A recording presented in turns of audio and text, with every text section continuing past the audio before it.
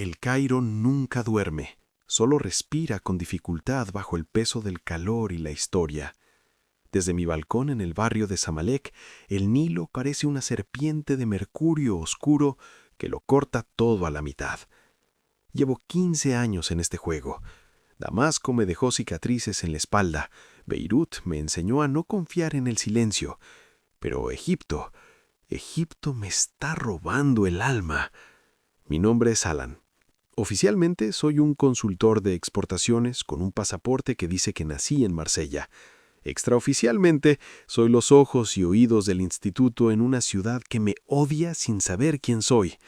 A mis 42 años, mi cuerpo es una máquina afinada por las fuerzas especiales, pero mi mente empieza a sentirse como un mapa demasiado doblado. Mido 1,80 m. Paso desapercibido entre la multitud de la Plaza Tahrir con mi piel tostada y mi cabello oscuro. Soy el hombre invisible que todos ven, pero nadie recuerda. Esa noche, la misión era simple: recoger un microfilme con los protocolos de defensa de la frontera del Sinaí. Pero con ella, nada era simple. Caminé por los callejones del centro, donde el olor a tabaco de pipa de agua y especias se mezcla con el humo de los motores viejos. La luz de las farolas parpadeaba, proyectando sombras largas. Ella me esperaba en un café oculto tras una tienda de alfombras. Yasmín. Verla siempre era un golpe en el estómago. A sus 35 años poseía una belleza que parecía un insulto a la mediocridad del mundo. Su silueta, una figura perfecta de 90, 60, 90, que ni siquiera la elegancia sobria de su traje del Ministerio de Exteriores podía ocultar. Destacaba en la penumbra, pero eran sus ojos miel, inmensos y cargados de una tristeza inteligente, los que me desarmaban. «Llegas tarde, Alan», dijo, sin mirarme mientras jugaba con una taza de café turco. «El tráfico en la calle Talat Farb no perdona a nadie, ni siquiera a los fantasmas», respondí, sentándome frente a ella. La observé de cerca. Bajo esa fachada de alta funcionaria, de mujer poderosa que había escalado posiciones en un sistema diseñado para aplastarla por ser mujer, vi la grieta. Sabía que sus colegas la habían denigrado, que habían intentado romper su integridad pieza a pieza, hasta que ella decidió que, si el sistema no la respetaba, ella lo destruiría desde dentro. Se había convertido en nuestra mejor informante, no por dinero, sino por venganza contra un mundo que no la merecía. «Lo tengo», susurró, deslizando un pequeño estuche de cigarrillos de plata sobre la mesa. «Pero los servicios secretos egipcios están nerviosos. Sienten que hay una fuga. Mi jefe me miró hoy de una manera diferente». Sentí un frío que no tenía nada que ver con la brisa nocturna. Estiré la mano y, por un segundo, mis dedos rozaron su suyo sobre la mesa. Su piel estaba helada, pero el contacto envió una descarga eléctrica por todo mi brazo. «No dejaré que te pase nada», le dije, y por primera vez en mi carrera me di cuenta de que no era una promesa profesional, era algo mucho más peligroso. Ella levantó la vista y me sostuvo la mirada. En ese momento, en medio del ruido de la ciudad y el peligro inminente, el espía y la informante desaparecieron. Solo quedábamos 2 personas cansadas de fingir. «Sácame de aquí, Alan», suplicó en un susurro, «antes de que terminen de romper lo poco que queda de mí». «Mañana», asentí. «El crucero por el Nilo sale a las 8. Será nuestro primer paso hacia la libertad o hacia el abismo». El Nefertiti era un palacio flotante de madera de teca pulida y latón brillante. Mientras zarpábamos del muelle del Cairo, el sonido del agua golpeando el casco era lo único que lograba acallar el ruido de mis propios pensamientos. Para el resto de los pasajeros, éramos una pareja adinerada celebrando un aniversario. Para el mundo exterior, éramos 2 traidores navegando sobre una tumba de secretos. Subimos a la cubierta superior cuando el sol empezaba a teñir el cielo de un naranja violento. Yasmín se apoyó en la barandilla, dejando que el viento del norte jugara con su pelo negro ondulado. Llevaba un vestido de seda esmeralda que abrazaba cada curva de su cuerpo de 1,73 metros, haciendo que los hombres del barco giraran la cabeza al pasar. Yo mantenía mi mano cerca de la cintura de mi pantalón, donde ocultaba una bereta con palta, pero mis ojos no podían dejar de recorrer su perfil de ángel. «Es extraño», dijo, sin mirarme, mientras jugaba con una taza de café turco. He pasado toda mi vida intentando ser invisible para sobrevivir al ministerio, y ahora que soy una fugitiva, me siento más real que nunca. La libertad tiene ese efecto, respondí acercándome a ella. Pero aún no estamos a salvo, Yasmín. Hay ojos en todos lados. Entramos en nuestra suite de lujo, una estancia decorada con tapices de lino y una cama inmensa que parecía un oasis en medio de la guerra. Cerré la puerta con doble pestillo y barrí la habitación en busca de micrófonos por pura inercia profesional. Cuando terminé, me di cuenta de que ella me observaba desde el centro de la habitación. La luz de la luna entraba por el ventanal, bañando su piel morena con un resplandor plateado. El aire entre nosotros se volvió tenso, eléctrico. Ya no había informes, ni fronteras, ni banderas. Me acerqué a ella lentamente. Mis manos, curtidas por años de entrenamiento militar y manejo de armas, temblaron ligeramente al rozar sus cachetes. Ella cerró sus inmensos ojos miel y dejó escapar un susurro que rompió la última barrera de mi autocontrol. La besé con una urgencia que sabía a despedida y a promesa a la vez. La conduje hacia la cama con una delicadeza que no sabía que poseía. Cada prenda que caía al suelo era una capa de identidad que abandonábamos. Su cuerpo, esa perfección de 90-60-90 que tanto me había cautivado de lejos, era bajo mis manos una sinfonía de suavidad y calor. Me detuve a besar las marcas invisibles que la vida la había dejado, los restos de la duda que aquellos hombres poderosos habían sembrado en ella. Fue un encuentro de piel y alma. Mis hombros anchos la engordieron, protegiéndola del mundo exterior mientras ella se arqueaba bajo mi tacto, encontrando en mi fuerza el refugio que tanto le había negado. No fue solo deseo erótico, fue un acto de reconocimiento. En la penumbra de la cabina, nuestros cuerpos se entrelazaron con una cadencia lenta y profunda. Un baile de sombras donde cada caricia buscaba reconstruir los trocitos en los que la habían roto. El roce de su piel contra la mía, el calor de su aliento en mi cuello y la forma en que sus dedos se clavaban en mi espalda me recordaron que, a pesar de ser un espía, todavía estaba vivo. Alan, susurró mi nombre como si fuera un secreto de estado, su voz quebrada por la emoción y el placer. Nos quedamos abrazados mucho tiempo después, mientras el barco se deslizaba silencioso hacia el sur. Sabía que en algún lugar de la ribera los servicios secretos egipcios estarían moviendo sus piezas. Habíamos cruzado el punto de no retorno. Ya no solo me importaba la información que ella llevaba.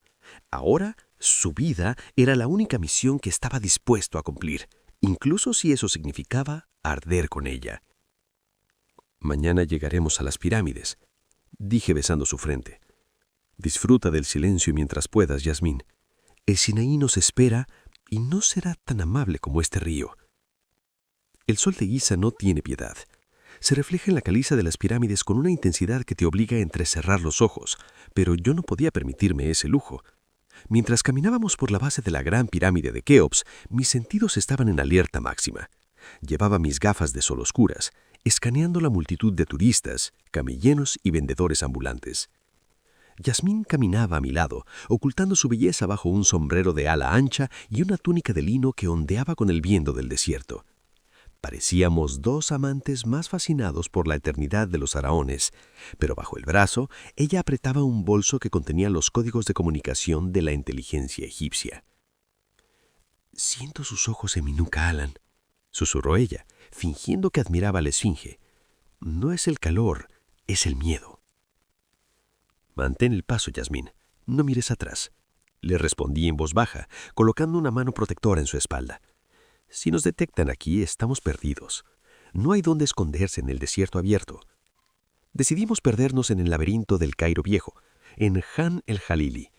Es el lugar perfecto para una espía. Miles de callejones enigmáticos que huelen a incienso, cuero y sudor. Pero también es una trampa mortal. Mientras nos adentrábamos en las zonas menos transitadas, el sonido de unos pasos pesados empezó a sincronizarse con los nuestros. Dos hombres, chaquetas de cuero a pesar del calor, el lenguaje corporal de los agentes del Muhabarat, la inteligencia egipcia. «Gira a la izquierda en el callejón del tintorero. Ahora», le ordené. La tomé de la mano y corrimos. Los ojos se convirtieron en un borrón de colores y gritos. Los agentes ya no fingían, habían sacado sus armas. Entramos en un callejón sin salida flanqueado por muros de adobe milenarios. Yasmín se pegó a la pared, su pecho subiendo y bajando con fuerza, sus ojos miel inmensos por el pánico, pero con una chispa de esa inteligencia que la hacía tan peligrosa para el régimen. «Confíe en mí», le dije. Me enfrenté al primero cuando dobló la esquina. Fue rápido, un movimiento de fuerzas especiales que había practicado 1000 veces en los campos de entrenamiento del Negev. Un golpe a la tráquea, un desvío de su arma armada y el hombre cayó como un fardo. El segundo agente dudó un segundo, el tiempo suficiente para que yo desenfundara la bereta y disparara al aire, creando una distracción con el estruendo que rebotó en las paredes de piedra. «¡Corre!», le grité a Yasmín. Llegamos a un coche de seguridad que mis contactos habían dejado cerca de la mezquita de Al-Azhar. Arranqué el motor antes de que los refuerzos pudieran cerrarnos el paso.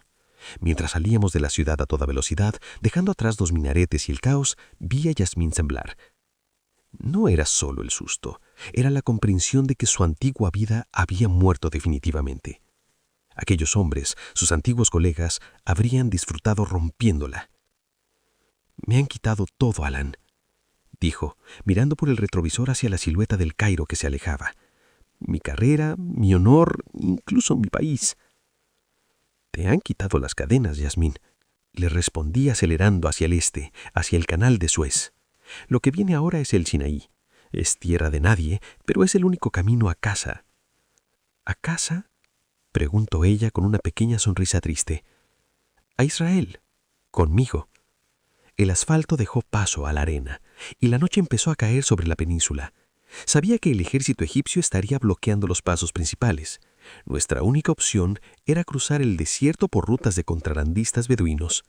La verdadera huida acababa de empezar. El motor del todoterreno rugía mientras subíamos por una duna escarpada, lejos de las patrullas de la carretera. Principal. El GPS era inútil. En este territorio los mapas cambian con cada tormenta. Yasmín iba a mi lado, aferrada al asidero, su rostro pálido, pero con una determinación que me recordaba por qué era la mujer más valiente que había conocido. Había pasado de los despachos con aire acondicionado a la frontera más peligrosa del mundo sin derramar una sola lágrima. «Alan, luces detrás», dijo ella con una calma que me heló la sangre. Miré por el retrovisor. 3 pares de faros cortaban la oscuridad a unos 2 kilómetros. No eran beduinos, eran las unidades de élite del ejército egipcio. Sabían que si cruzábamos la frontera con lo que Yasmín llevaba en la cabeza, el equilibrio de poder en la zona cambiaría para siempre. «Sujétate fuerte», le advertí, metiendo la reductora. Empezó una persecución frenética por los wadis, lechos de ríos secos. El coche saltaba, golpeando nuestras cabezas contra el techo mientras las balas empezaban a silbar sobre nuestras cabezas, trazadoras rojas rasgando la noche negra. Yo conducía con una mano y con la otra intentaba localizar nuestra posición exacta. Estábamos a 20 kilómetros de la seguridad, pero esos kilómetros parecían un abismo. De repente, un impacto seco sacudió el coche. Un proyectil había destrozado el neumático trasero izquierdo. El vehículo patinó, levantando una nube de arena cegadora hasta que quedamos encallados en la base de un cañón de granito. «¡Fuera! ¡Ahora!», grité. La saqué del coche justo antes de que una granada incendiaria convirtiera nuestro vehículo en una pira de metal y fuego. Corrimos hacia las rocas, buscando cobertura en la oscuridad total. El silencio que siguió fue aterrador.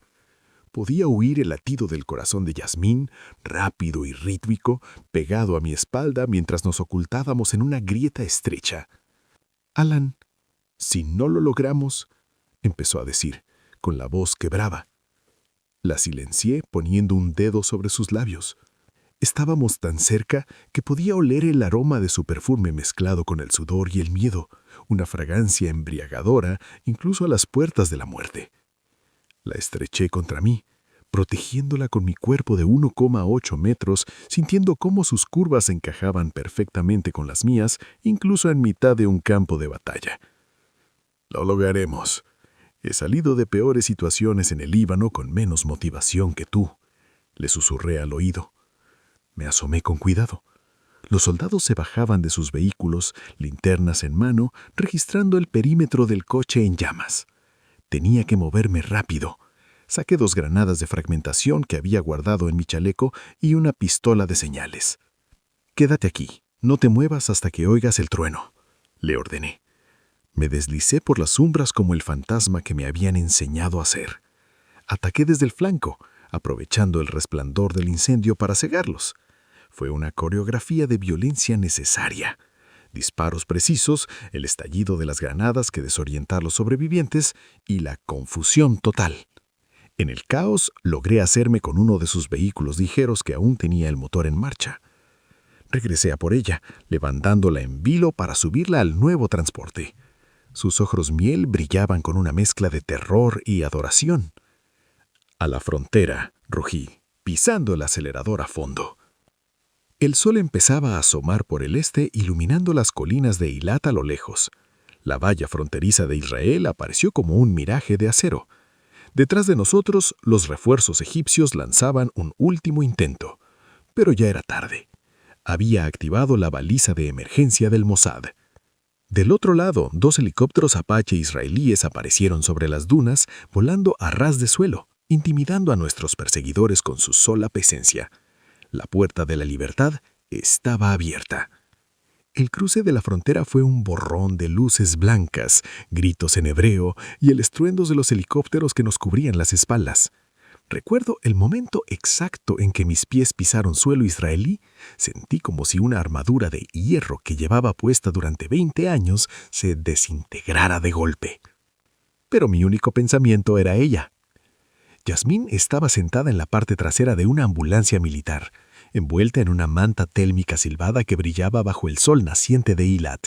Parecía una reina caída, pero sus ojos miel ya no buscaban amenazas en las sombras. ¿Me buscaban a mí? «Se acabó, Yasmín», le dije, acercándome y tomando sus manos que por fin estaban cálidas. «Estás a salvo. Aquí nadie va a volver a romperte». Ella no dijo nada. Simplemente me abrazó con una fuerza que me dejó sin aliento, hundiendo su rostro en mi pecho. En ese abrazo, el espía del Mossad y la funcionaria del ministerio murieron para dejar paso a algo nuevo. 1 año después. La vida en la Galilea es diferente a cualquier cosa que hubiera imaginado. Vivimos en una casa de piedra rodeada de olivos y bugambilias, donde el único ruido que nos despierta es el de los pájaros, y no el de las sirenas del Cairo o los disparos en el Sinaí. Yasmín ha recuperado su brillo. Trabaja como consultora internacional, respetada por fin por su intelecto y su visión estratégica, pero ahora lo hace bajo sus propios términos. A menudo la observo desde el jardín. Sigue siendo esa mujer imponente de 1,73 m de altura, pero la rigidez de su pezona, espalda ha desaparecido, reemplazada por una elegancia serena y una paz que le fue negada durante tanto tiempo. A veces, por las noches, cuando el viento sopla desde el sur, nos quedamos en la terraza mirando hacia el horizonte. Recordamos el crucero por el Nilo como si fuera un sueño de otra vida. ¿Te arrepientes?, le pregunté una noche, mientras compartíamos una copa de vino bajo las estrellas. Ella se acercó a mí, rodeando mi cuello con sus brazos, y pude sentir la perfección de su cuerpo contra el mío, un recordatorio constante de la intimidad que nos salvó en medio del caos. Me miró con esos ojos inmensos que ahora solo reflejaban calma. «Perdí un país, Alan, pero encontré un hogar», susurró antes de besarme. Yo soy un hombre de 43 años ahora. Mis hombros ya no cargan con el peso de los secretos de Estado, sino con la responsabilidad de hacerla feliz cada día. Mi cabello moreno empieza a mostrar algunas canas, pero mi mirada es más clara que nunca. Aprendí que el contraespionaje es fácil comparado con el arte de amar sin miedo, pero es un arte que pienso perfeccionar el resto de mi vida. La inteligencia que ambos poseemos ya no sirve para desestabilizar gobiernos, sino para construir nuestro propio refugio. En los callejones del Cairo fuimos sombras. En el Sinaí fuimos fugitivos. Pero aquí, bajo el sol de Israel, finalmente somos libres. Yasmín y yo no solo sobrevivimos a la guerra de sombras, la ganamos. juntos.